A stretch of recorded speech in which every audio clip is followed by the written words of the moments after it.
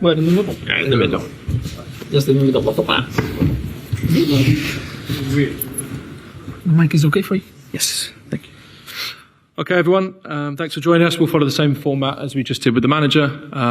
Take questions in English and Portuguese. Who would like to get us underway, Nizar?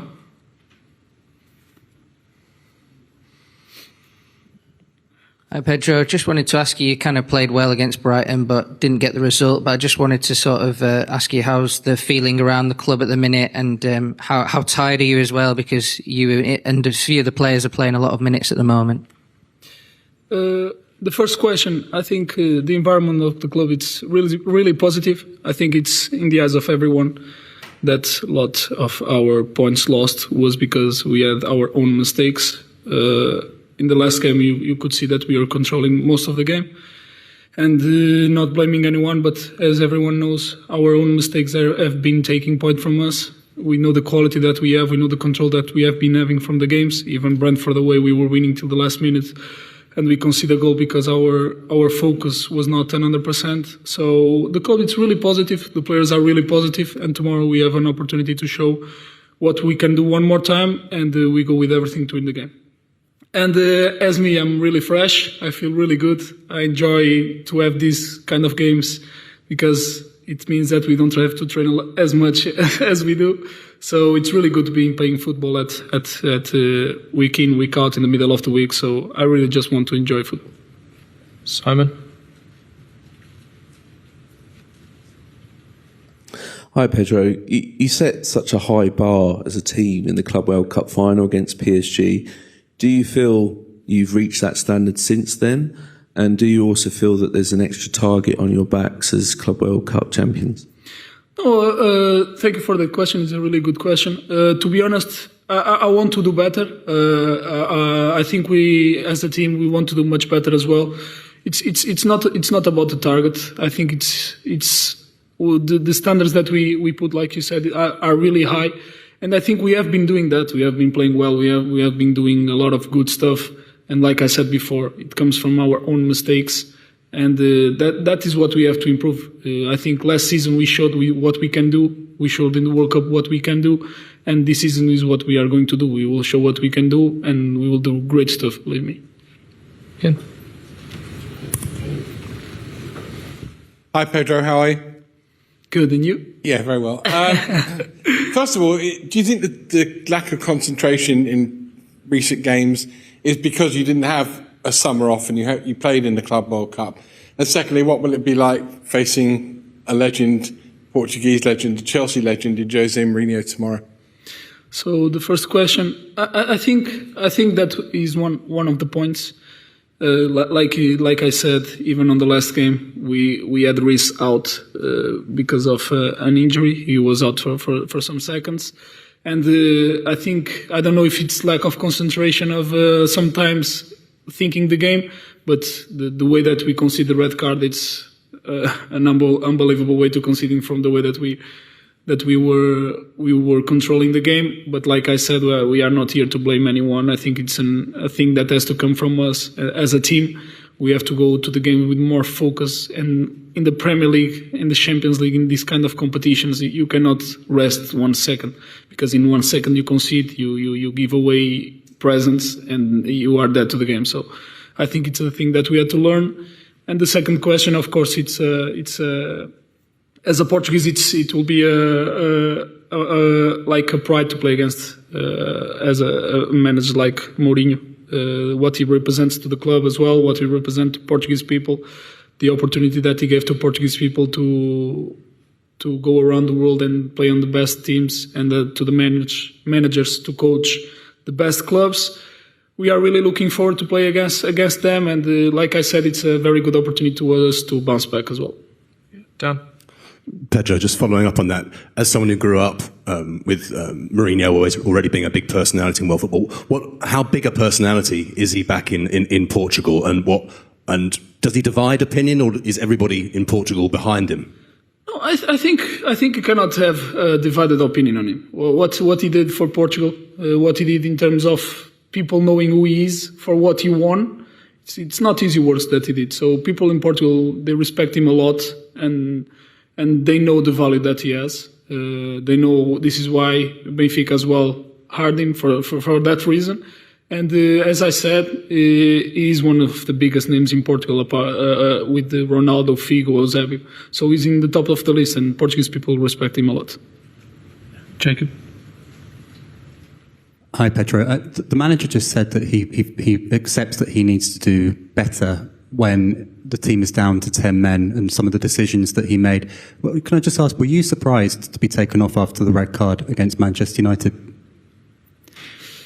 No, it's his decision. If you ask me if I liked it, I never like to go off the pitch. I always want to be there. So it's his decisions. He knows what is better for the team, and we accept what he does.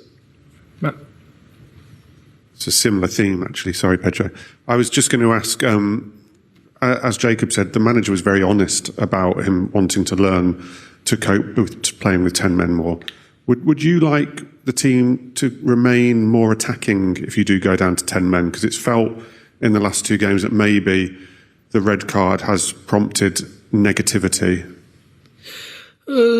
I will be honest with you. I think even with 10 men, of course, you always like to attack. You always want to keep the positive mind.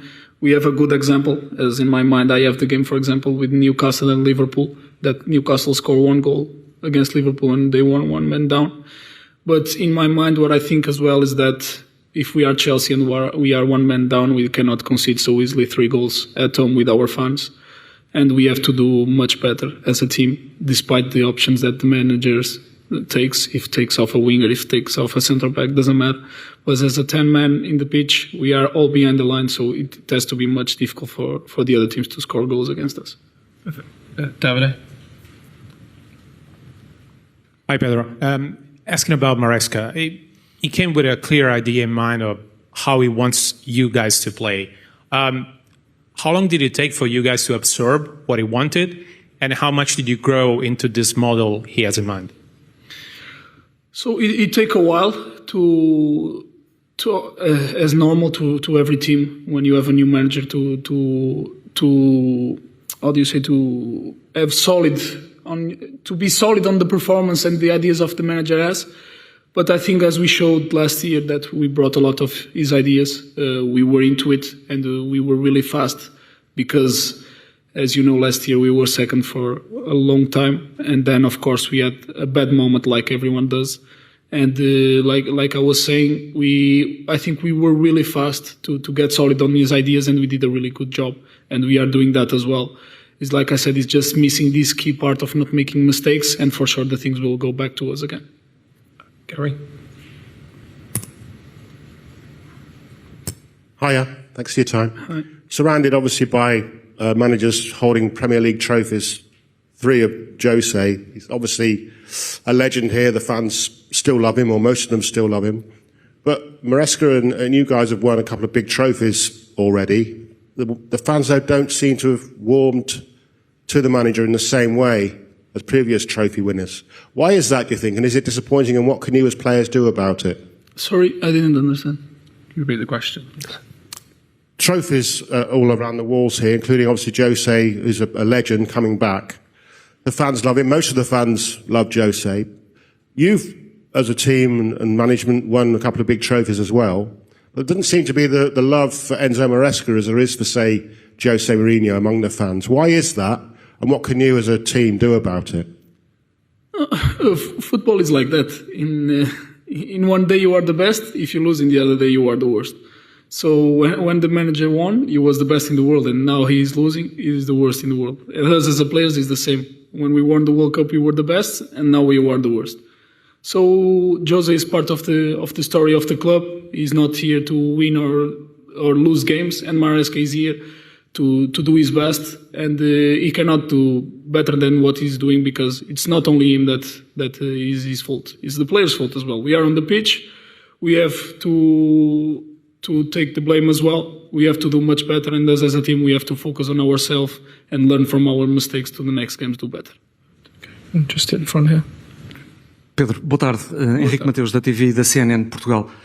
Pergunto-lhe se houve um efeito Mourinho na preparação do jogo do Chelsea pela história que ele tem no clube. E se me permite outra questão sobre o Enzo, ele saiu do Benfica aqui para o Chelsea. Se falou com ele sobre este reencontro e o que é que ele está a sentir neste momento? Não, quanto à preparação do Benfica, do Mr. José Mourinho, sinceramente ainda vamos falar hoje. O Mr. costuma falar de 2 dias e às vezes no dia antes do jogo ainda não temos muito essa preparação.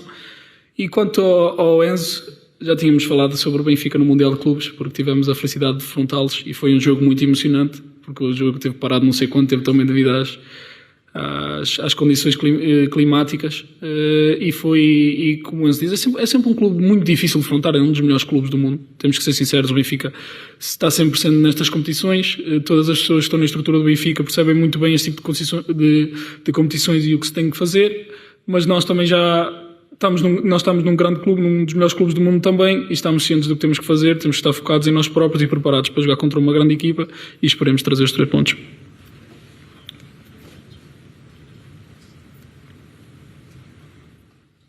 Olá Pedro, boa tarde. Luís Rocha Rodrigues do 00. Primeiro gostava de lhe perguntar se 2025 está a ser o ano da sua vida do ponto de vista futebolístico, afirmação na seleção com título, afirmação no Chelsea com título, e depois gostava de recuar aqui uns anos. Houve uma altura, salvo erro, antes do Wolverhampton, que se falou da hipótese de poder representar o Benfica, e eu gostava de lhe perguntar se amanhã não estaria mais feliz do outro lado do que do lado onde vai estar. Quanto à primeira pergunta, como é óbvio, foi um ano espetacular. Foi um ano em que felizmente também me consegui afastar um bocado das lesões, um ano em que consegui ter muita consistência a nível de tempo de jogo e sem dúvida a nível coletivo e a nível individual foi um ano muito bom. Espero que hajam anos muito melhores. E quanto à segunda pergunta, acho que essa história é pública. Havia a possibilidade ter ido para o Benfica antes de ir para o Wolverhampton, mas as coisas no futebol mudam muito rápido. Felizmente as coisas correram muito bem, foi uma grande opção e não, estou muito contente do lado que vou representar. Acho que as coisas têm vindo a correr muito bem, estou muito feliz por levar este símbolo ao peito e vou continuar a honrá-lo com todo o orgulho e com toda a força que tem. Time for a few more, but we'll start with that one. Pedro, tudo bem? Você ainda é muito jovem, mas você já foi um garoto que saiu de Portugal, primeiro para a Itália, depois para a Inglaterra. Eu imagino que tem uma empatia com essa chegada do Estevão, tão jovem por aqui. E eu queria te perguntar como que você está vendo esse início dele, já bastante minutagem, e como que um dos representantes da pequena, porém feliz comunidade lusófona desse elenco está ajudando o Estevão na comunicação, no inglês e nessa adaptação aqui no Chelsea. Não, o Estevão é um miúdo que felizmente gosta muito de aprender, é um miúdo com muita garra, é um miúdo que nota-se que quer trabalhar muito, é um miúdo com muita qualidade e sem dúvida esperemos que possa dar muito à equipa, porque sabemos a qualidade que ele tem e a única coisa que ele tem que fazer é continuar a ser ele mesmo, um miúdo que veio do Brasil com a alegria de jogar. É isso que nós no clube, como colegas e equipas, tentamos fazer por ele, ajudá-lo. No inglês é um bocado difícil, então ainda temos que fazer muita tradução, mas acima de tudo estamos focados em dar-lhe um ambiente para que ele nos consiga ajudar a levar o clube onde nós queremos levar. Okay, we've got time for 2 more. First one there. Pedro, boa tarde. Bruno Valério para a RTP. 2 questões. A primeira relacionada com o seu percurso aqui. Se um dia, e por os elogios que já fez ao José Mourinho, um dia gostava de ser treinado pelo José Mourinho, se tem esse objetivo de carreira, seja em que situação for, noutro clube, na seleção nacional. E depois, relativamente a esta partida, por comparação com a do Campeonato do Mundo de Clubes, se acha que vai ser um jogo completamente diferente. O Benfica tem uma equipa renovada, muita gente saiu, muita gente entrou, e também tem um técnico novo, ou se encontra aqui algumas semelhanças, até porque José Mourinho não está assim há tanto tempo na equipe. Quanto à primeira pergunta, devido à história do Mister, devido às aprendizagens e devido à experiência que ele tem no futebol, como é óbvio, era sempre um privilégio ser treinado por ele. Quem não gostaria de ser treinado por um dos melhores treinadores sempre. Neste momento, como é óbvio, estou focado no meu trabalho aqui e somente aqui. E quanto à segunda pergunta, que era sobre E quanto à segunda pergunta, acho é isso que está a dizer. Acho que em termos táticos, como é óbvio, o Mr. Mourinho já, de certeza que já meteu as suas ideias ao trabalho. Enquanto jogadores também mudam muito, por isso estamos à espera de um Benfica diferente, um Benfica com ideias diferentes, mas acima de tudo sempre com a mesma vontade de ganhar, e isso é o mais importante, sabemos o que o Benfica é capaz de fazer, mas tal como eu disse também anteriormente, estamos focados somente no nosso trabalho, na nossa maneira de jogar, e cientes de que também queremos muito esta vitória. Okay, final one, back in English here with Ben. Hi, Pedro. Just coming back to the red cards, if I may. Historically, Chelsea have always had player leaders like Lampard, Terry, Silva. Now, when you have a number of red cards, can you give an insight into who's leading in the dressing room to try and restore order, and what kind of conversations are taking place, not between manager and player, but between players and players? The conversation has been made by all of us. To be honest, the leaders, we have always our captain, Reece, and he already has made himself clear. Of course, I will not tell everything that we talk about, but as I said before, we are aware of what we are capable of doing and what we have done till now. And I think it's on the eyes of everyone. Like I said, the games that we had before, we really controlled the games. These mistakes came from our own focus, like I said before.